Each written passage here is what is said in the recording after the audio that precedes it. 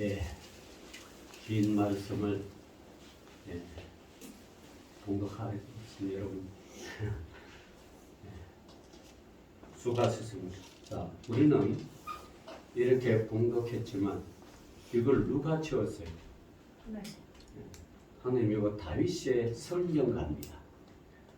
다윗이 인생의 마지막 날에 자신의 삶을 되돌아볼 때, 야, 하나님께서 나를 이렇게 도우셨다. 우리가 세상은 세상 사는 사람들이 누구나 죽음이 다가옵니다. 그럴 때 이렇게 다윗이 성전가를 지었던 것처럼 우리가 인생의 죽음을 앞두고 나의 성전가는 내가 어떻게 쓸 것인가.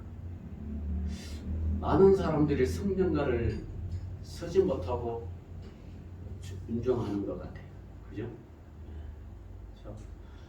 돌이켜보면 하나님의 은혜가 너무 크고 하나님의 사랑이 너무 많은데 내 질병으로 인하여 내 아픔을 위하여 그 하나님의 사랑을 잊어버리고 고통 속에 인정하는 거, 소치는 거 보면 좀 가슴이 아프죠. 그래서 여러분, 다윗은 그것을 알기에 자기 인생의 말년에 아마 미리 이렇게 성경가를 쭉 과거를 회상하면서 쭉 그렇게 적은 것 같아요.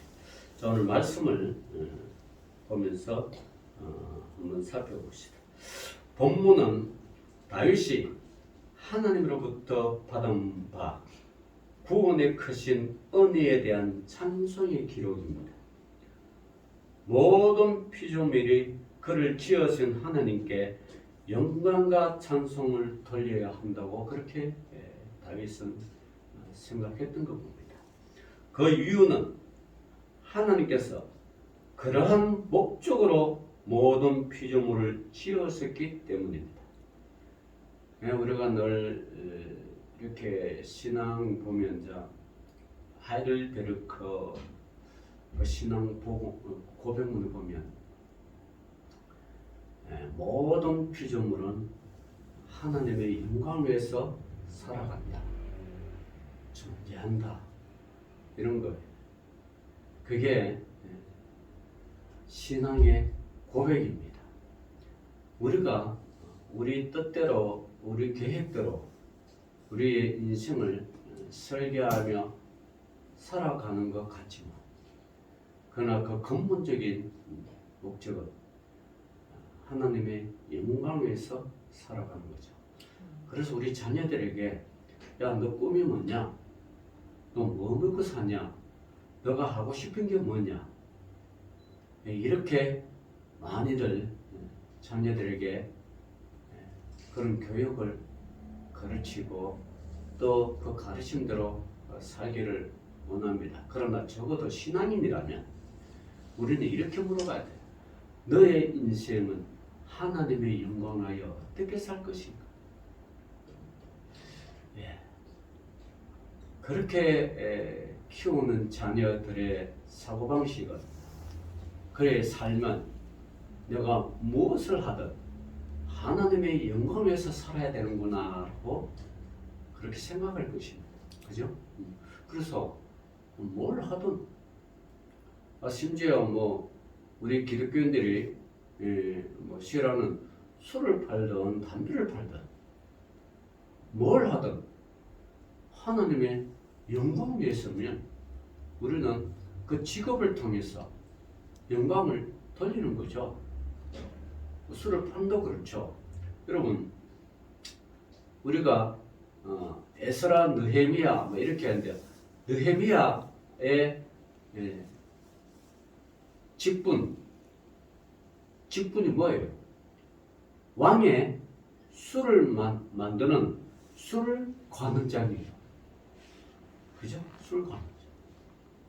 술은 여러분 왕의 잔치상에 왕의 만찬에 빠질 수 없는 필수 음식 중에 하나예요.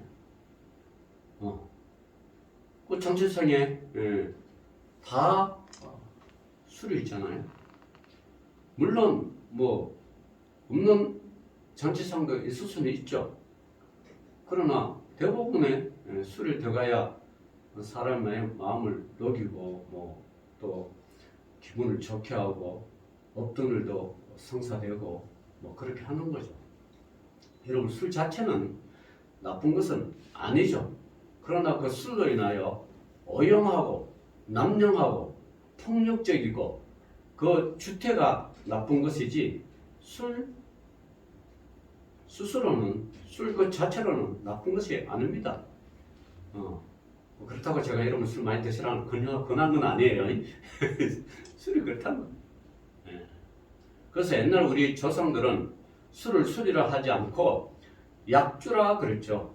약주는 뭡니까? 몸에 적당하게 마시면 혈액순환도 좋고 그 약으로서의 효과가 있는 거죠. 근데 이걸 그냥 절제하지 못하고 악으로 깡으로 마시고 누가 샜냐 술 4개 하고 그 이후에 진짜 행동이 짐승만도 못하는 그런 행동을 하기 때문에 술을 금하고 특히 우리 초창기에 선교사들이 올 때 이 조선민족 가만히 보니까 술 먹고 노름하고 이런 것만 한단 말이에요. 그래서 이 민족이 예수 믿고 잘 살고 예수 믿고 복음이 전파된 것은 금년 금주하는 밖에 없다. 그래서 그걸 절제시키고 하지 못하게 했죠. 그게 이제 우리 기독교의 개신교의 하나의 전통적인 그런 신앙의 모습이 되었습니다. 아주 좋은 거죠. 이런 신앙의 일상이. 그러나 원래 술은 그렇게 나쁜 건 아니죠. 그래서 어떤 직업을 가지든지 뭘 하든지 내가 이걸 가지고 과연 하나님의 영광을 위해서 할 것인가 본인 스스로 질문해보고 아니라면 그걸 버리고 다른 직업을 영광을 위해서 하는 영광을 위해서 살아갈 수 있는 직업을 찾겠죠. 그래서 가장 목적은 사람의 제일 된 목적이 뭐냐? 하나님의 영광을 위해서 산다. 이 목적만 분명하게 아이들에게 자녀들에게 가르치면 혹은 성도들에게 아니 내 자신에게도 가르치면 그것이 어떤 일을 하든 영광을 위해서 사는 거죠. 그게 우리 피조물들이 하는 일이에요. 다윗은 그걸 알았어요. 피조물들이 해야 할 일은 하나님의 영광을 위해서 사는 것이구나. 그게 다윗의 고백이고 저와 여러분이 고백이 되기를 원합니다. 그거죠. 자, 그래서 이사야서 43장 7절을 보면 내 이름으로 불리시는 모든 자 곧 내가 내 영광을 위하여 창조한 자를 오게 하라. 그를 내가 지었고 그를 내가 만들었느니라. 이렇게 이사야서 43장 7절에 내가 너를 지은 것은 내 영광을 위해서 지었다. 분명하게 하나님은 이사야 선지자의 입술을 벌려 그렇게 강력하게 외친 거죠. 내가 너를 지은 거, 내가 너를 만드는 것은 내 영광을 위해서다. 그래서 우리가 하나님을 참으로 알게 된다면 자연히 하나님을 찬양하게 될 것입니다. 성도들의 찬송과 감사는 하나님께 받은 은혜의 분량에 비례합니다. 하나님께 은혜를 많이 받으면요 감사합니다. 하나님을 찬송합니다. 우리가 사람과 사람 간에 저 사람이 믿는 사람인지 안 믿는 사람인지 또 믿으면 믿음의 깊이와 넓이가 어디 있는지 그 척도는 사람의 기준마다 다르겠지만요 하나님의 은혜와 하나님에 대한 신앙이 깊은 사람은요 딱 배기져 있는 신앙의 모션이랄까 신앙의 어떤 그 파운데이션 기본이 있어요. 그게 뭐냐? 남을 잘 섬기고 남에게 많이 사랑을 베푼다는 거예요. 그리스도인들이 거기에 기분을 가져 있어요. 저 사람이 기도선을 가면 저 사람은 자기 자신은 먹을 게 없고 입을 게 없고 굶더라도 그 물질을 남을 위해서 섬긴다. 하나님을 위해서 섬긴다면 그 사람은 신앙의 기본이 되어 있는 거예요. 그 우리 신앙의 척도가 뭐냐? 저는 뭐 저 사람이 기도를 잘한다, 선교를 잘한다, 말씀을 잘한다 그렇게 해도요. 저는 제 나름대로의 신앙에서 저 사람이 얼마나 사람을 섬기고 하나님을 섬깁니다. 나눠주기를 좋아하는가? 저는 그 신앙의 그것을 보고 제가 저 사람의 신앙이 있구나 없구나 나름대로 생각합니다. 판단은 하면 안 되지만 생각을 합니다. 장로님은 그래 장로님이 믿음의 장로면 그래 많이 섬길 거야. 근데 장로님 그러면 그 섬기지 않고 자기 권리를 주장하고 교회 안에서도 자기 바른 글을 주장하고 자기 어떤 권위를 주장하면 그는 우리가 볼 때는 저 사람이 장로인가 회의를 품을 때가 있어요. 그 신앙의 척도는 저는 나름대로 그렇게 한다. 얼마나 나 대신 남을 많이 씁니까? 근데 세상 사람들은 그렇지 않습니다. 세상 사람들은 반대로 하죠. 너를 사랑하라. 너 자신을 사랑하라. 너만 최고야. 너가 행복하면 되고 너가 즐거우면 되고 모든 건 너 위주로 된다. 세상은 그렇게 가르칩니다. 그렇다고 여러분 내 자신이 불행하라. 불행하면서까지 남을 섬기란 말은 저는 안 해요. 여러분 자신 사랑을 해야 되지만 그러나 우리 하나님을 사랑하면 나를 죽일지라도 하나님을 사랑하는 것, 이웃을 섬기는 게 그게 기독교 정신이죠. 그래서 예수님께서 자기 자신을 내어주면서까지 생명을 주면서까지 우리를 살리셨잖아요. 그게 기독교의 근본이죠. 그래서 우리가 이러한 것을 볼 때에 그래서 하나님께 받은 은혜의 분량과 믿음의 분량은 비례한다는 거예요. 그래서 저는 제 자신도 그렇고 우리 성도들도 보면 이렇게 보면 여러분은 안 하고 아끼더라도 참 남을 잘 섬겨 보면 저는 되게 감사하죠. 그렇구나. 감사하다. 그래서 우리 목사님들 세계에서도 가면 점심 사주겠지, 가면 저녁을 사줄게 이렇게 기도하고 그게 깨지면 내가 사주면 되는 거고 어떤 그런 서로의 베품 속에서 그죠? 그런 베품 속에서 우리가 하나님의 사랑을 나누는 거예요. 서로 네 건 내 건 내 거는 내 거 이러면 그 어떤 사귐의 연속성이 이어가기가 상당히 힘듭니다. 자다 보면 멀어지죠 그런 사람들은. 다윗은요. 그래서 다윗은 여호와는 정말 사랑이 많으신 분. 그분이 어떤 분인가? 그분에 대해서 쭉 설명한 게 2절부터죠. 자, 이럴 여호와는 누구요? 여호와는 나의 반석이다. 그럽니다. 반석. 또 나의 요셉이다. 그렇게 이야기해요. 반석과 요셉. 이 모든 것들은 뭐요? 나를 위하여 나를 건지시는 자시요. 이렇게 말합니다. 다윗은 자신의 삶에서 체험한 바대로 하나님의 강한 성호를 하나님은 어떤 분인가 이렇게 말할 때 그분은 나의 반석이시다. 그분은 나의 요셉이다. 그리고 나를 건지시는 자시다. 다윗은 이렇게 고백합니다. 그렇습니다. 하나님은 성도들에게 안전한 기초가 되어 주십니다. 이 세상에 세워놓은 기초는 결국은 무너지고 말 것이지만 하나님의 기초는 영원히 견고한 것입니다. 그게 하나님이죠. 다윗은 이 세상에서 의지할 수 있는 것이 아무것도 없다는 것을 알았으며 심지어 아들조차도 의지하니까 그 아들이 뭐예요? 배반하고 반역해서 왕위를 찬탈하고 왕을 쫓아내는 그런 걸 겪었잖아. 그래서 다윗은 이 세상에서는 의지할 것이 아무것도 없다. 그걸 알았죠. 그래서 하나님만이 영원히 의지할 수 있는 구원자가 되신다는 것을 믿었습니다.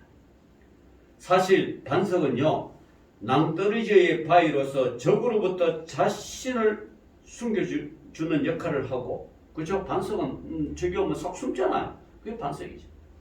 요새는요, 공격과 포위 가운데 속에서도 안전하게 보호해 주는 것으로서 적에 침범하기 어려운 것을 상징하는 것입니다. 그래서 이 반석과 요새는 상당하게 중요한 거죠. 예, 피할 것도 있고 보호해 줄 것도 있고. 이 하나님이 누구신가? 다윗이 생각할 때는 그분은 나의 반석이시요, 나의 여수시요, 나이가 사망의 엄청문을 다닐지라도 나를 건기시는 자다. 예, 그래서 다윗은 시편 23편에 내가 사망의 엄청한 골짜기를 다닐지라도 해를 두려워하지 않는 것은 주께서 나와 함께 하시니라. 이런 고백이죠. 사랑하는 성도 여러분, 우리가 바로 이러한 하나님께 피해 있을 때 그분은 우리를 끝까지 책임져 주시고 안전하게 보호해 주시는 것입니다. 이러한 하나님을 어찌 입술을 벌려 찬송하지 않을 수가 있겠습니까? 그래서 날마다 찬송하는 거죠, 다윗은. 자, 두 번째는 다윗이 생각하는 하나님은 어떤 것인가? 어떤 분이신가? 환난 중에 구원하신 하나님이라 그렇게 찬송했습니다. 3절, 4절 보면요. 내가 피할 나의 반석의 하나님이시여 나의 방패시여 나의 구원의 뿌리시여 나의 높은 망대시여 그에게 피할 나의 피난처시여 나의 구원자시라 나를 폭력에서 구원하셨도다. 네. 요즘 제가 이렇게 보니까 작년에 그 정인이 사건 알죠? 나는 참 이해 안 되게 거짓부터 목회자 가정에 자녀들이고 부모가 목회자고 예배가족도 목회자고 그런 집에서 그런 폭력을 써가지고 아이를 때려 죽인 때려 죽인 거 아니에요. 아주 모질고 잔액해요. 소파에 올라가가지고 그냥 애를 붕대서 애를 배를 본인 흔적은 없어. 뭐 매를 때리고 해야 뭐 나오지 뭐 그냥 가가지고 배를 밟아보니까 내장이 터져버렸는데 그렇게 모질게 하고 그거 그 다음날 딱 어린이집인가 유치원 보내고 아무 일 없다는 것이 아주 그 폭력이 몸에 배인 또 그걸 또 잡혀가지고 감정받기 위해서 참 교인들 또 막 타면서 설교하고 이야 아주 그냥 폭력이 몸에 배이죠. 여러분 탄원서가 뭡니까? 저 사람은 제가 아는 목사님 딸이 유아교육과 나와가지고 어린이집을 했는데 애가 하도 말이 안 들어. 좀 꼬집었어. 앵앵 울어. 그 비디오 찍혔어. 집에 가서 너 뭐 보니까 막 선생님 꼬집었다. 그러니까 이 엄마가 신고를 해버렸어. 그래가지고 난리 났어요. 근데 평소에 어린이집 원장 선생님과 아내를 얼마나 잘 아이들을 가르치기에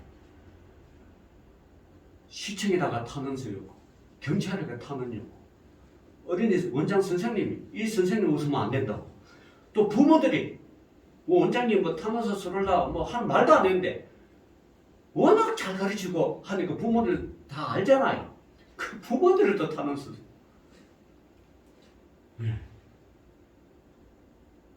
그래가지고 풀려나왔어. 근데 좀 속상하죠. 말하는 데가 약간 굵고 그걸 가지고 비도가 찍혔으니까. 근데 평소에 워낙 잘하니까 그 탄원서 쓰고 그게 진짜 탄원서지. 그게 진짜 탄원서지. 어떻게 정인이 그 양부모가 말이야 그렇게 교회를 통해 가지고 이쪽 교회 저쪽 교회 사람 많을수록 좋다고 해가지고 탄원서 쓰라고 그게 뭐 탄원서입니까? 그건 탄원서가 아니고 그거는 그냥 악마를 도와주는 거죠. 마귀 새끼를 도와주는 거죠.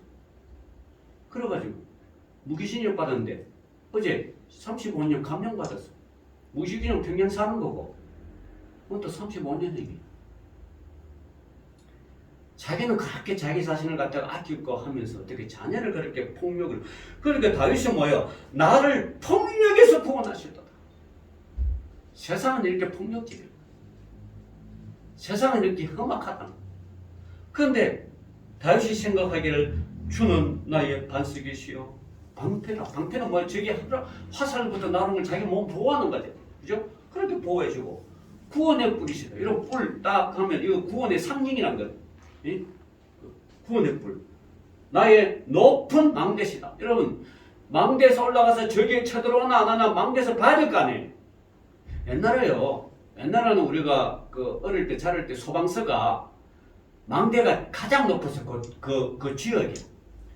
그래서 지금은 뭐 서울의 아파트는 뭐 건물이 뭐 소방서보다 더 높았지만 옛날에는 소방서 그 건물이 쭉 해가 우리 권사님 아시는가 모르겠네. 쫙 올라가서 거기서 이렇게 만원경으로 보는 거예요. 불이 났나 안 나나, 연기가 나오나 안 나오나. 그때는 전화기가 없어가지고 신고할 줄도 몰랐고 신고하고 소방차 쫓아가야 되고. 그렇지만 그때 불날 때 건다 불이 안 나고 그때 불날 때 가장 먼저 아는 사람이 그 망대에서 망경을 보는 거예요. 소방서 그렇게 높았어요. 근데 요즘은 뭐 자 그렇게 소방서가 망대에 있는 거 보지를 못했어. 다 신고하고 뭐 그거 다 했기 때문에. 근데 이 망대가 뭐예요? 저기 쳐들어가는 높은 망대에서 보는 거예요. 이렇게 관찰하는 거예요. 여호와 하나님이 그렇다는 거예요. 나의 높은 망대시다. 그분이 높은 망대에서 다 위험으로부터 보호해 주신다. 이 다윗의 신앙 고백이에요. 그에게 피할 나의 피난처예요. 그래서 다윗은 모든 환난에서 피난처가 되시는 하나님을 찬송할 뿐만 아니라 원수의 흉악으로부터 구원하심을 찬송했습니다. 사랑하는 성도 여러분, 하나님께서는 우리를 모든 환난에서 거두시는 구원자요 위로자가 되십니다.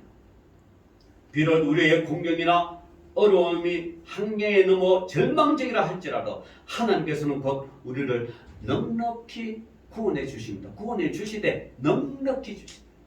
넉넉히 주십니다. 어떤 글이 보니까 사랑이란 무엇이냐? 뭐 우리는 뭐 성경 사랑은 언제나 오냐 하며 뭐 그런 게 있지만 그 글의 사랑은 뭐냐 하면 주되 보살펴서 주되 부족할 게 없는가 또 살피고 또 주는가. 그게 사랑이에요. 부모가 시집간 딸에게 이렇게 하잖아요. 뭐 이렇게 친정으로 오면 다 챙겨주고 또 부족한 거 다 주고. 요즘 자녀들은 안 줘도 딱 뒤져서 찾아가더만. 냉장고 뒤집고. 그래서 딸을 갖다가 착한 도둑이라고 그러죠. 네. 그런 사랑은 뭡니까? 주고 보살피되 부족함이 없나 또 살피고 또 주는 거. 그게 사랑이죠. 우리 성경 고린도전서 13장에 나오는 사랑은 뭐냐면 언제나 뭐 어쩌고 예, 그것도 사랑이죠. 근데 그 사랑을 실천화시키는 게 그게 사랑이에요. 여호와 하나님이 그렇다는 거예요. 넉넉하게 구원해 주십니다. 왜냐하면 여호와 하나님께서는 전지전능하시기 때문이고 말씀으로 세상 만물을 창조하신 분이 바로 하나님이시지 않습니까? 그러므로 우리는 조금도 염려하거나 근심할 필요가 없습니다. 그저 우리는 하나님께 속하여 성도의 삶을 살아가면 아무 염려할 것이 없다는 것입니다. 어떤 사람은 그런다고 염려할 것 없다니까 그러면 내 세상 편하게 살겠네. 물론 뭐 그렇게 할 수도 있죠. 그러나 염려할 게 없다는 것은요 단서가 붙어요. 염려 없이 산다는 것은 해놓고 계획은 무계획도 여러분 계획이든 무계획이든 어떤 계획이든 무계획이든 그렇게 살아가는 게 이게 과연 하나님의 영광에서 사는가 하는 생각 그것만 가지고 있으면요 그렇게 세상 염려할 필요가 없어요. 그 계획이든 무계획이든 그죠? 그러면 가만히 쉬는 것도 사실 그게 좋은 거예요. 뭐 무계획이라 그러는데 저 사람 계획 없이 산다 그러나 가만히 쉬는 것은 그러니까 부모가 자녀 집에 올 때 너무 힘들어 세상이 너무 힘들어 부모 집에서 편안하게 쉬고 하는 거 그 부모 입장에서 뭐 좋아요 나빠요? 좋은 거지. 쉬게. 근데 너 여기까지 와서 쉬냐? 일 안 넣어주냐? 이렇게 하는 부모가 없죠. 그것이요. 그게 며느리든 사위든 아들이든 딸이든 그렇게 그래 쉬어라. 얼마나 힘들었겠냐. 그게 부모의 마음이죠. 그래서 여러분 오늘날 참 이 편안한 삶 아무 연 것에 사는 게 얼마나 좋은 줄 몰라요. 그러나 오늘날 성도들은 환난을 당할 때면 급하게 하나님께 부르짖어 기도하는 자들은 많으나 막상 그 문제가 하나님의 은혜로 해결되게 나면 마땅히 감사와 찬송을 하나님께 돌려야 함에도 불구하고 잊고 지내는 자들이 많습니다. 그래서 우리가 날마다 여러분 참 감사해야 되는 거죠. 감사해야 되는 거죠. 감사 말로 하면 또 안 되죠. 감사의 예문을 표해야 되고 딱 그렇게 하잖아요. 나 감사해 이렇게 그럼 뭐야? 하나님 감사를 줬는데 이 감사는 예물도 구하고 마음도 드리고 하나님께서 즐겁게 살고 그게 신앙은 감사잖아요. 여러분 또 세 번째로 다윗이 생각에는 하나님은 어떤 분인가? 응답해 주신 하나님을 찬송했습니다. 7절 한번 봅시다. 내가 환난 중에서 여호와께 아뢰며 나의 하나님께 아뢰었더니 그가 그의 성전에서 내 소리를 들으시며 나의 부르짖음이 그의 귀에 들렸도다. 그렇게 들렸어. 우리가 기도할 때 하나님께서 성전에서 들으시. 그러면서 그 하나님이 그렇게 들면 그러면 가만히 듣고 있었나? 8절에 그게 않죠. 이에 땅이 진동하고 떨며 하늘의 기초가 요동하고 흔들렸으니 그의 진노로 말미암은 이러다. 그의 코에서 연기가 오르고 입에서 불이 나와 사람이여 그 불이 숯이 피었도다. 예, 하나님이 일하시는 거예요. 하나님이 역사하시는 거예요. 역사하시는 거예요. 그래 내가 나에게 부르거나 내가 성경을 들었다. 듣고 가만히 있는 게 아니고 세상을 진동시켜. 세상을 그냥 그렇게 하는 거예요. 세상 사람들에게 하나님이 살아계신다는 걸 알게 하는 거예요. 그래서 하나님께서 우리의 기도를 응답해 주십니다. 물론 우리의 기도 없이도 하나님께서는 모든 것을 아시지만 우리가 기도하는 것을 들으시는 것을 더욱 기뻐하십니다. 그래서 하나님께서는 시편 50편 15절에 환난 날에 나를 부르라 내가 너를 건지리니 너가 나를 영화롭게 하리로다. 그렇게 말씀합니다. 환난 날에 나를 부르라는 거예요. 왜 가만히 있느냐? 왜 가만히 너 혼자 고통을 겪고 있느냐? 불러. 나를 찾으라는 거야. 나를 간절히 찾는 자는 내가 만날 것이다. 간절히 찾는 자. 여러분, 자녀가 엄마 손 잡고 그러니까 엄마랑 헤어지면 애가 엄마가 알아서 찾아오겠지 이렇게 생각하는 애가 없죠. 울고불고 난리 나죠. 엄마 찾아 울고불고 뭐 그게 자녀는. 그러니까 여러분 하나님께 우리는 물론 알아서 부모가 자녀를 찾지만 모르잖아요. 근데 울고불고 하면 들리잖아. 기도가 그렇다. 가만히 있어도 하나님 아십니다. 그러나 환난 날에 나를 부르라. 내가 너를 건지리고 너가 나를 영원롭게 한다. 그렇게 하는 거죠. 하나님께서는 다윗의 부르짖음에 성실히 응답해 주셨다는 것은 다윗은 찬송을 통해 알 수 있습니다.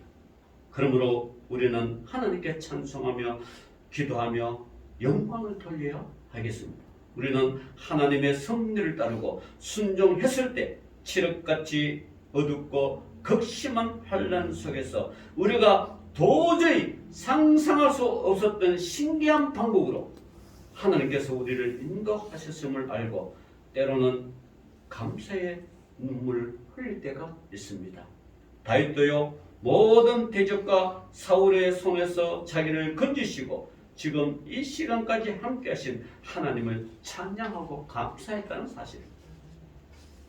마지막 네 번째로 다윗은 하나님을 어떻게 생각했나? 29절을 봅시다. 29절에 주께서 공간 백성을 구원하시고, 28절에 주께서 공간 백성을 구원하시고 교만한 자를 살펴서 낮추시리라. 29절에 여호와여 주는 나의 뭐요? 등불이시니 여호와께서 나의 어둠을 밝히시리이다. 우리 인생이 새로운 깜깜할 때가 있어요. 앞날을 모를 때가 있어요. 여러분, 이 세상 사람이요, 어두워 버리면 자기 자신도 마음도 어려워져. 집이나 거리나 어떤 달이나 불이 환하게 다리에 불이 환하게 쫙 밝혀진 게 그게 예쁘요. 딱 꺼져가 끔끔하면 그게 예뻐요. 어떤 내가 이게 보니까 저쪽에 전라도에 그 진도대교라고 있어요. 그게 중간쯤에가 그거 한쪽은 해남시고 한쪽은 무슨 시야. 근데 서로 전기세 아끼려고 꺼버렸어. 그러니까 차도 꼼꼼하고 잘 못 다니고 위험해. 그러니까 도민들이 그 양쪽 시민들이 항의했어요. 아니 그러니까 왜 했냐니까 여순강 여수에서는 저쪽에서 불 켜기를 원하고 저쪽에서는 이쪽에서 여수시에서 불 켜기를 원하고 이렇게 서로 미루다가 그렇게 다리가 깜깜해지고 진도대교. 그러니까 시민들이 양쪽 시민들이 그 전기세 좀 아끼면 어떡하냐고. 우리가 전기세 낼 테니까 켜라고. 그 불을 쫙 진도대교 쫙 얼마나 예뻐. 불이 켜져. 그게 등불이란 거야. 등불. 여러분 비행기가요 밤에 떠가지고 내릴 때는 깜깜하잖아. 그럼 뭘 보고 착륙해요? 뭘 보고 이륙해요? 불빛. 활줄에 쫙 깔려있는 불빛 보고 그거 보고 착륙하고 그거 보고 이륙하고. 그거 꺼져버리면 꽝이지. 어떻게 할 수가 없어. 근데 하나님은요, 우리가 다윗이 생각할 때는 자기 앞날에 깜깜 어떻게 될지 죽음이 들어오고 어떻게 될지 모른다. 그럴 때 주께서 주는 나의 뭐요?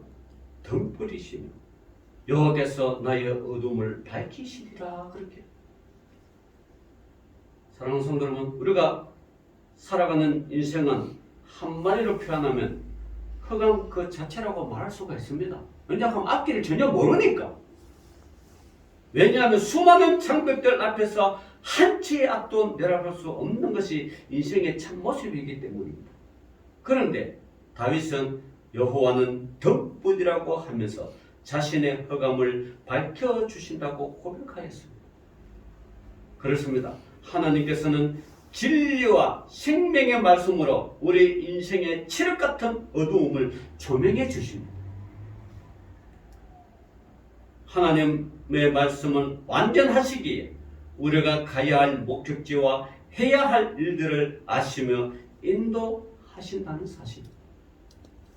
사랑하는 성도 여러분, 하나님의 말씀은 이처럼 등불이 되어 성도들의 삶의 기준이 되며 그 자체가 능력이 됐습니다. 그러므로 우리는 말씀을 부지런히 읽고 깨달아서 말씀으로 살아가는 축복을 받아야 하겠습니다. 자, 그래서 참 우리 다윗의 이 신앙 고백, 이 신앙 고백이 저와 여러분의 신앙 고백이 되기를 주의 이름으로 축원합니다. 기도합시다. 주님 감사합니다. 오늘도 믿음의 백성들 다윗의 신앙 고백인 이 찬송의 시 저희들의 신앙 고백이 되게 하여 주옵소서. 예수님 이름으로 기도 올리옵나이다. 아멘.